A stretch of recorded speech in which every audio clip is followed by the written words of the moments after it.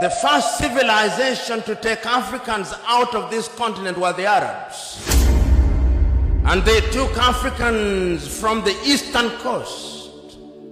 And it's sad that in that part of the world, there are not many Africans who remained, because it was in the business of the Arab enslaver to castrate Africans.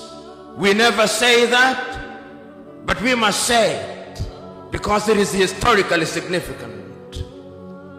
Then the Europeans came, the Portuguese came, the Spaniards came, the Germans came, the French came, the Belgians came.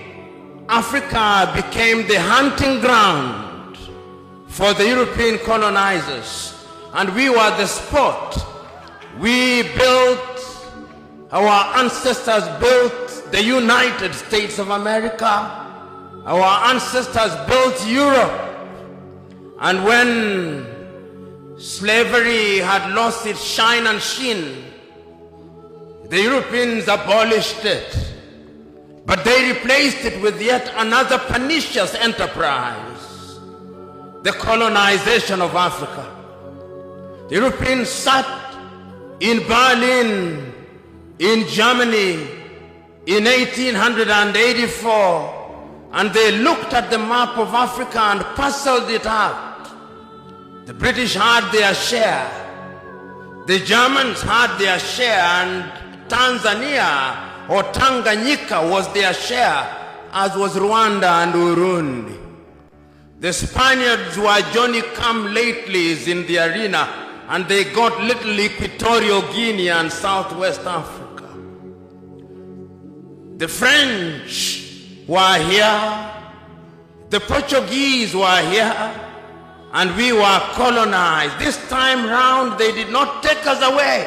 They came here and they controlled us, and they told us, not in so many words, that we were children of a lesser God. And we were treated as if we were children of a lesser God. In fact, they told us that on the day of creation, we were merely hewers of wood and drawers of water. And if anybody were to doubt it in 1948, it was more blatant when Hendrik Verwoerd instituted the apartheid regime in South Africa. But yet there is a sense in which the God that we worship never sleeps. The colonial enterprise ran its course, and the European tribes, the Europeans never called themselves tribes, they called them nations, were engaged in a war. First in 1918, the European tribes fought. And they had something called the League of Nations, which died. Then they fought again in 1945. And what is unique about the European nations is that when they are engaged in tribal wars, they call them world wars.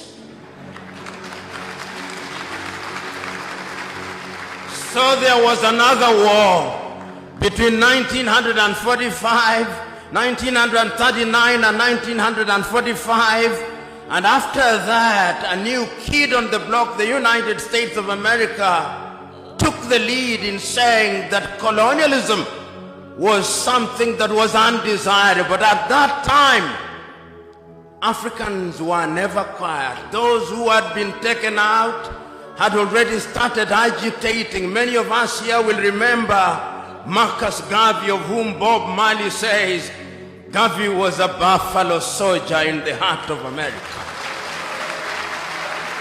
And many of us will remember W.E.B. Du Bois. Many of us will remember that they started agitating that Africans must regain their dignity and their independence.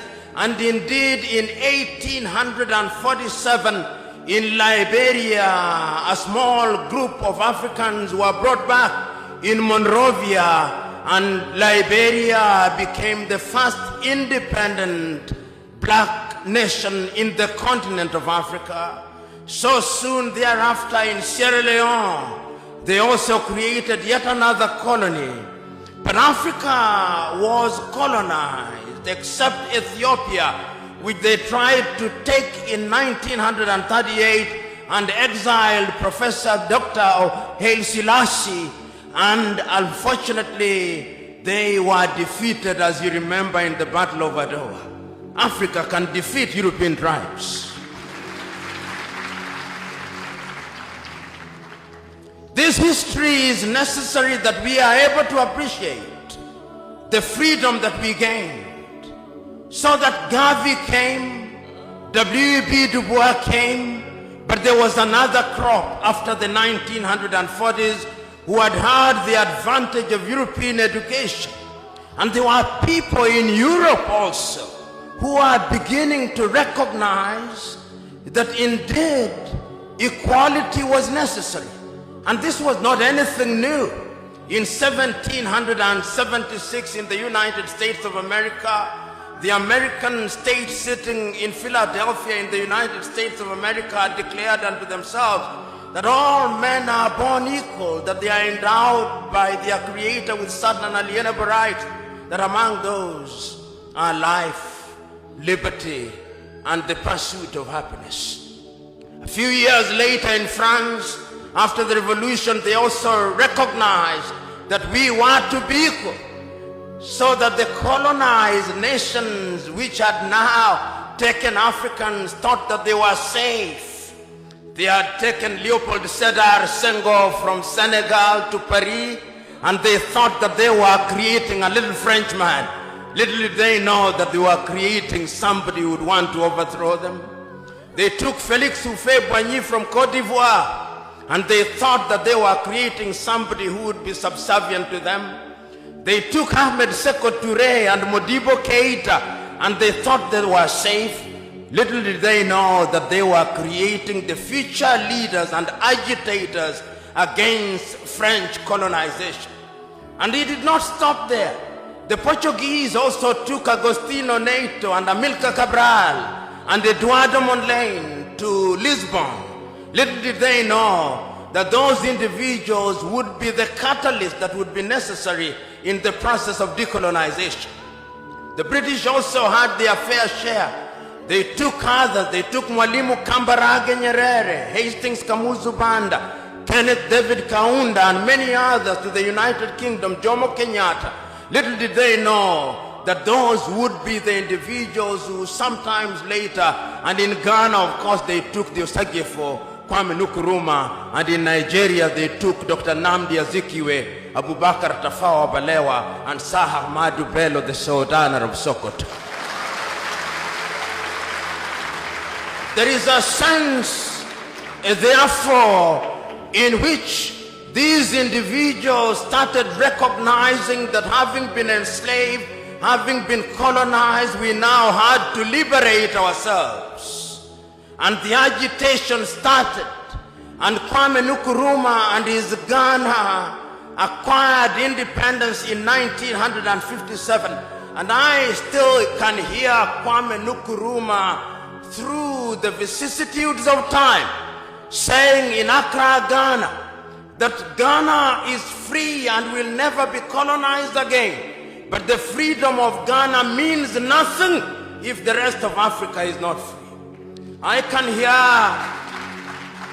hear Mwalimu Julius Kambarage Nyerere saying that he's prepared to delay the independence of Tanganyika so that Tanganyika, Kenya, Uganda would become independent at one time. Mwalimu could see the future with the exactitude of a Jewish prophet. Jomo Kenyatta and Obote could not. And therefore, we gained independence as separate states, and the story will be told shortly. So what do we see? The agitation, the demand by the people that we must be decolonized.